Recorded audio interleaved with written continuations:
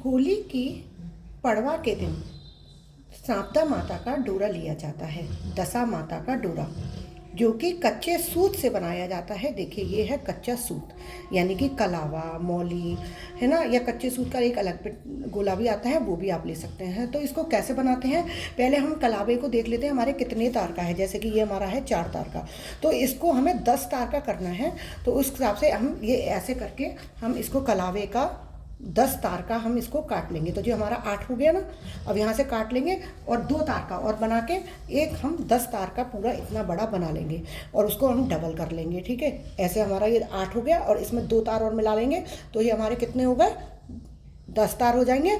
अब हम क्या करेंगे, उस पर 10 ही गांठें लगाएंगे। देखिए ये मैंने लगाई हैं 10 गांठें, है ना। तो जब हम ये 10 गांठें लगा लेंगे, फिर उसके बाद हम प्लेट में आप देख रहे हैं हल्दी रखी हुई है, रोली रखी हुई है और जौ के बाल रखे हुए हैं। तो किसी के यहाँ ये पूजा होती है प्रतिपदा वाले दिन, किसी के यहाँ होती है ये पूजा दौज वाले दिन। जैसे हमारे यहाँ होती है होली की दौज वाले दिन पूजा। तो जिसके यहाँ जिस तरीके से पूजा होती है वो उस दिन ही करें। होली की पड़वा वाले दिन जिनके यहाँ होती है वो पड़वा को करेंगे और होली की दौज पर जिनके यहाँ होती है तो वो दौज पर करेंगे। अब करना क्या है, हमारा ये तागा बनकर तैयार हो गया है। अब हम इसको हल्दी में और तो रोली में रंगेंगे। ठीक है, अभी हम हल्दी और रोली को रंगेंगे पहले। ठीक है, इसमें तागे को रंगेंगे। हाँ, अब हम इसमें लेके इसको ऐसे करके होली का देख पा रहे होंगे। अब ये मेरा देखिए हल्दी और रोली से रंग गया। अब हम इस सतिये के ऊपर इस तागे को रख देंगे। अब हम इसमें रखेंगे ये गेहूं के 10 दाने। देखिए गेहूं की बाली दिख रही है, अब हम इसमें रखेंगे तोड़ के 10 दाने। तो देखिए मैं आपको दिखाती जाऊंगी, एक एक दाना निकालते जाएंगे, है ना। 10 कर लेंगे पूरे। ये चैत्र मास में ही सुरकर निकाल लिया जाता है और बैसाख में ये तागा खोला जाता है। तो देखिए मेरे 5 हो गए दाने, 6, 7, 8, 9 और ये 10। ये 10 दाने हो गए। देखिए ये जौ के 10 दाने हो गए ना। अब ये जौ की बाली के 10 दाने भी हम इसी जगह तागे के पास रख देंगे। अब हम यहाँ पर चढ़ाएंगे फूल। देखिए फूल लेके हम फूल भी चढ़ा देंगे और अब हम इनकी पूजा करेंगे रोली से, रोली और चावल से हम इनकी पूजा करेंगे। ठीक है, रोली पूजा कर ले। अब हम हाथ में लेंगे चावल। ठीक है, अब हम हाथ में चावल लेंगे और दशा माता की कहानी सुनेंगे। नल और दमयंती की कहानी सुनी जाती है, तो इसमें हम ये वाली कहानी सुनेंगे और यही वाली कथा जब हम तागा खोलते हैं तब भी सुनी जाती है। तो अब मैं कहानी सुना रही हूँ आपको। हाँ, एक नल राजा थे, उनके दमयंती नाम की रानी थी। एक दिन एक बुढ़िया राजा के महल के नीचे सांपदा माता का डोरा बांट रही थी, जिसे लेने के लिए बहुत भीड़ लगी हुई थी। रानी ने भीड़ देखकर दासी से कहा, ये किस बात की इतनी भीड़ हो रही है। दासी ने पता लगाकर रानी को बताया कि एक बुढ़िया कच्चे 16 सूत का 16 गांठ का हल्दी से रंगा हुआ सांपदा माता का डोरा बांट रही है। इसकी जो पूजा करके जौ के 10 दाने हाथ में लेकर और सांपदा माता की कहानी सुनकर अपने गले में पहनता है, उसकी धन दौलत खूब बढ़ती है।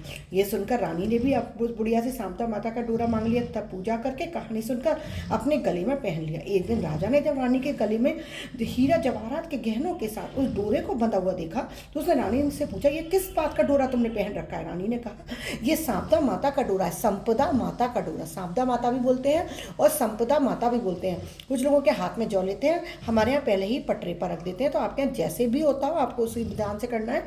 तो राजा ने गुस्से में उस धागे को तोड़कर फेंक दिया, है ना।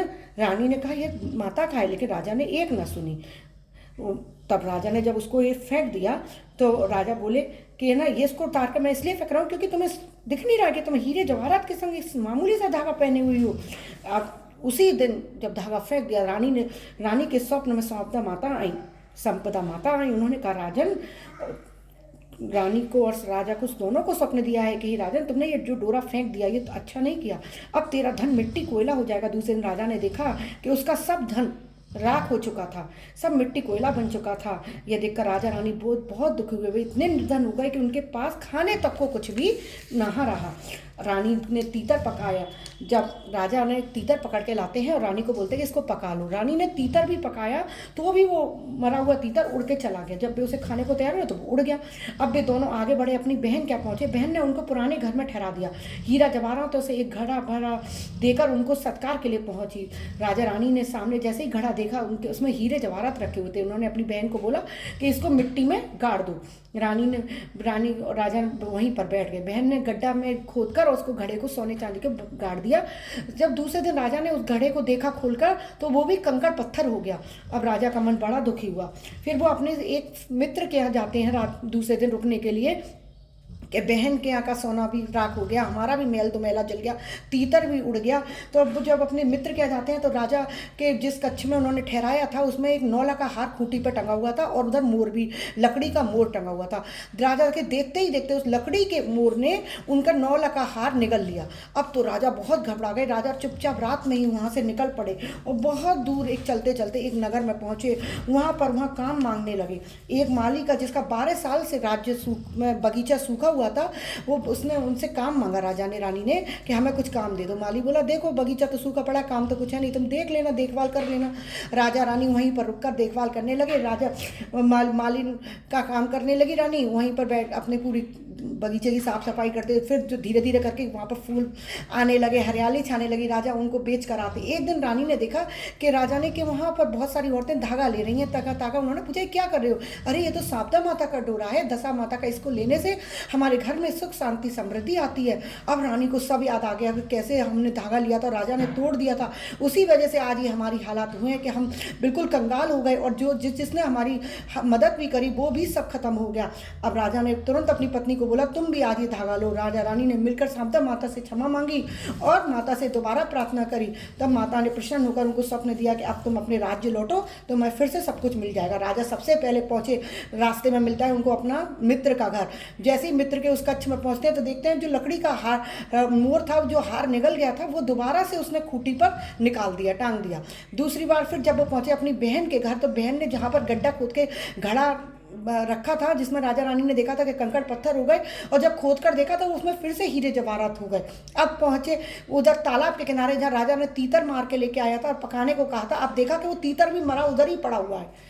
अब राजा अपने महल में पहुंचे तो देखा फिर से राजमहल बन गए हैं, फिर से सब कुछ हो गया। उसी दिन राजा अपने महल में पहुंचकर और ढिंडोरा पिटवा दिया, आज से सभी लोग शारदा माता का डोरा लेंगे और सब पूजा करेंगे। जैसे शारदा माता राजा नल और दमयंती पर प्रसन्न हुई वैसे ही हम पर प्रसन्न होना, हमारे घर परिवार पर भी सुख शांति समृद्धि बनाए रखना। हे माता हमारे परिवार की रक्षा करना, कृपा बनाए रखना। अब इस जो चावल के दाने इसको भी हम ये तागे कर पास भी रख देंगे और इस सब सामग्री को जब ये सूख जाती है तब हम एक डिब्बी में करके रख देते हैं, क्योंकि अगर गीला रख देंगे तो इसमें फफूंद आ जाएगी, क्योंकि हल्दी का रंगा हुआ है ना अभी, तो इसको इसीलिए सुखाकर तब इसको एक डिब्बी में बांध कर रख दीजिए। और जो कि बैसाख मास में सोमवार, बुधवार या शुक्रवार को खोला जाता है, उस समय भी यही कथा सुनी जाती है और 10 चीजें लेकर फिर मनसी भी जाते हैं। तो ये हुई संपदा माता की कथा। इसको सुनने से हमारे घर परिवार में सुख शांति समृद्धि आती है। अभी के लिए विदा लेती हूँ। आपको मेरी वीडियो अच्छी लगी हो तो मेरे चैनल पर बने रहिएगा और चैनल को लाइक और सब्सक्राइब करना बिल्कुल मत भूलिएगा। राधे राधे।